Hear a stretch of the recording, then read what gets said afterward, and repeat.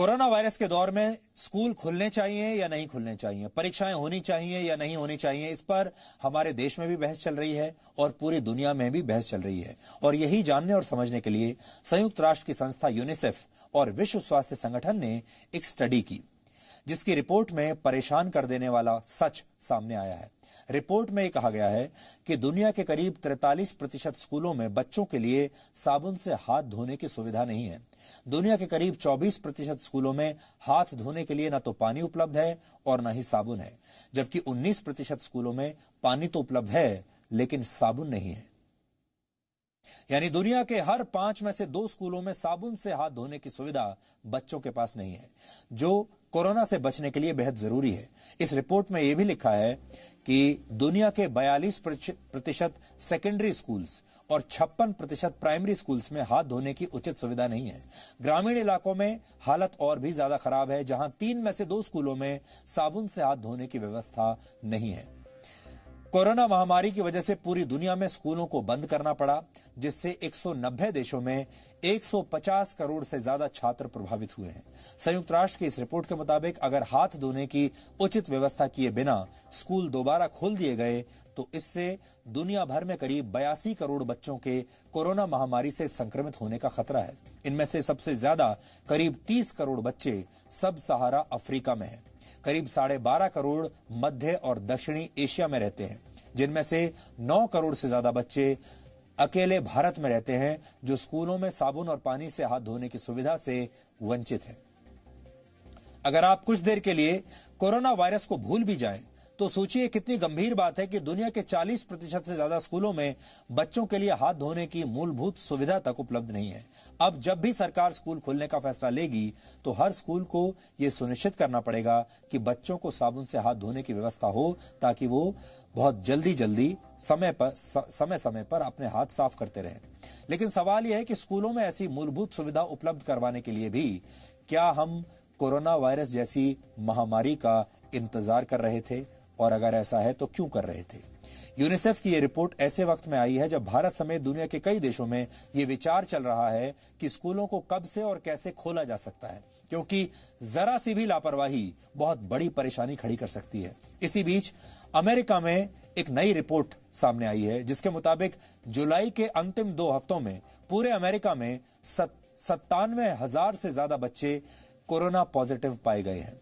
यानी अमेरिका ये गलती कर चुका है, उसे स्कूल नहीं खोलने चाहिए थे, लेकिन उसने स्कूल खोल दिए और अब वहां पर बच्चे बड़ी मात्रा में संक्रमित हो रहे हैं, बड़ी संख्या में, जिसके बाद अब विशेषज्ञ ये राय दे रहे हैं कि अमेरिका में अभी स्कूल नहीं खोले जाने चाहिए। हालांकि अमेरिका के कुछ राज्यों ने स्कूल खोलने की अनुमति दे दी है, जहां ये डर अब सच साबित हो रहा है, क्योंकि बड़ी संख्या में वहां पर बच्चे अब कोरोना से संक्रमित हो गए हैं।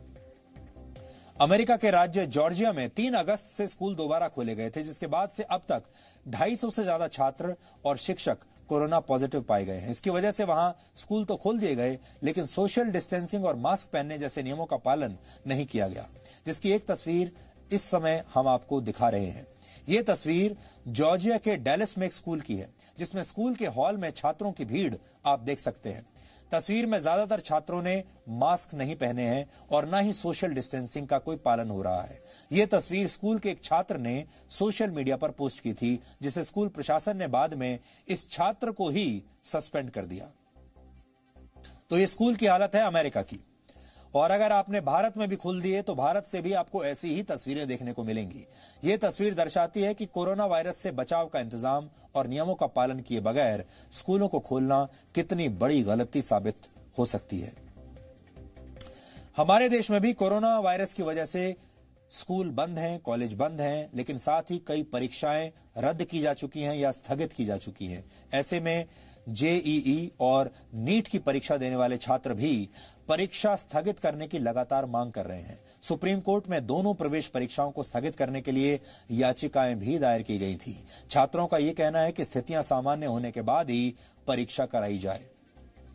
जेईई मेन की जो परीक्षा है इस बार 2020 की, वो 1 से 6 सितंबर तक होगी, जिसके लिए इस बार 11 लाख छात्रों ने रजिस्ट्रेशन करवाया है, जबकि नीट की परीक्षा 13 सितंबर को होनी है। जिसके लिए 16 लाख छात्रों ने आवेदन दिया है। अब जरा सोचिए कि 13 लाख छात्र जब परीक्षा देने के लिए आएंगे, या दूसरी जो नीट की परीक्षा है 16 लाख छात्र जब परीक्षा देने के लिए आएंगे, तो इस बात की क्या गारंटी है कि वहां पर सोशल डिस्टेंसिंग का पालन किया जाएगा, सब लोग मास्क लगाकर ही आएंगे, और ये सारे लोग जो परीक्षा के लिए बैठेंगे, इस बात की क्या गारंटी है कि ये संक्रमित नहीं होंगे।